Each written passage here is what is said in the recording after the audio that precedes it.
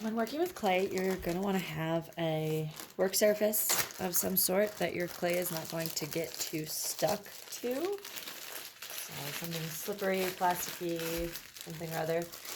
A bag to keep your work in with your name and code on it.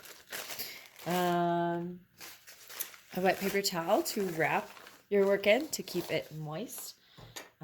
Some water and some tools. When it comes to the different tools you can use, a butter knife or this little stabby tool is very good for carving or poking holes or adding textures.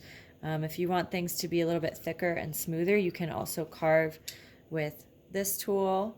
You've got a nice little point there. So just thinking about the shapes of the tools and what shape you're trying to go for. You're going to want to use your clay in sections, and anything you're not using, keep stored in your bag so it doesn't get too dried out while you're not working with it. The air and working with our hands will suck up a lot of the moisture from the clay, or the air by leaving it sitting out will also do the same. So if you notice that your clay gets really cracky and really dry, you're just going to want to add a little bit of water at a time. See, I'm just using my one finger, rubbing it on the clay, and you'll get a much smoother piece to work with. And the three main shapes that you're going to be working with are round spheres, maybe some pinch pot looking shapes, spaghetti looking. These are called coils. So pinch pots and spheres. Coils are long, anything that you're making that's going to be long and skinny. And then a slab is anything that is going to be flat like this. To make a pinch pot, you're going to want to start by making a circle. So I'm just rolling my hands in opposite directions using my palms to round it out. Once you've got a pretty nice ball, start with one finger, press it in towards the center, but not all the way through. You should feel a little bit of extra clay between your finger here. And then you can just kind of pinch. This is why it's called a pinch pot. In a circle, try and keep it even so that this is all even on top and even thickness all the way through your little cup shaped pinch pot here. If you notice cracks, use a little bit of water. Keep it smooth. Balancing the water throughout the entire project is very important. We don't want it to start drying up until we want it to harden and become more permanent.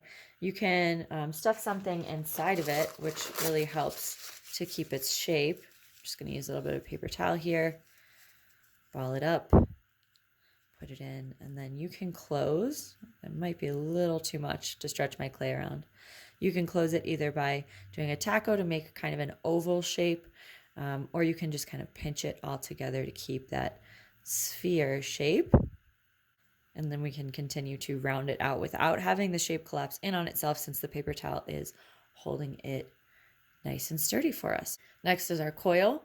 You're going to want to take some clay, roll it between your hands, trying to keep it even as you go. And once it starts to get outside of your palms, that piece is going to start flailing around and get uneven. So I'm going to set it down and use my fingers. And as I'm doing this, I'm moving out as I'm rolling. And I'm noticing where there's larger areas and skinnier areas. I'm going to try and focus on the areas that are still larger, smoothing them out, making them more even with the rest of the piece. And then for our last one, our slab here, really just smushing it down inside our palms. And then you can flatten it more on the table. If you have a rolling pin, this is great to use here. You could just roll it out to flatten it out, smooth it out a little bit more. Make sure to change directions to keep it nice and even, and stay away from the edges because we don't want to end up with things like that. This little nifty rib here is nice for fixing those types of things. And then from slabs, you can cut out any kind of shape that you want. Please make sure to keep the point, the cover on this so that nobody accidentally gets hurt. These are tools, not toys. Be responsible. And we can cut out any kind of shape we want from a slab. And then you have little flat decorations That's looking dry, so I'm going to smooth it with just one finger dab of water. And there you go. Those are your 3 basic building methods. I'm actually going to be building a pierogi because that's my favorite foods. They're kind of like raviolis, just with potato and cheese. So for my pierogi, I started with a slab, and I'm just going to fold this in on itself, but try to leave space for the filling in there.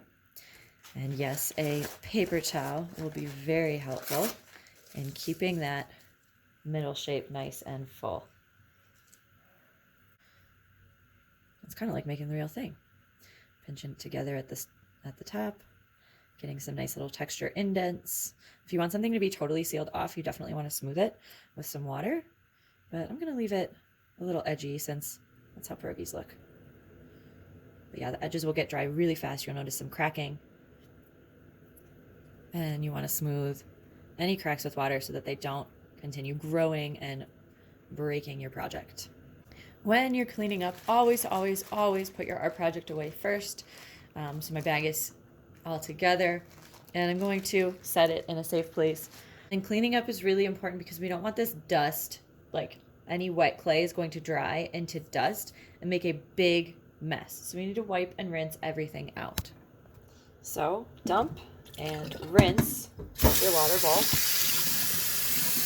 Rinsing all that clay off.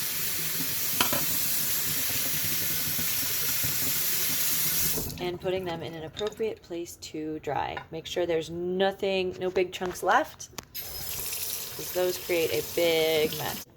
And of course, do not forget to wipe down your surface.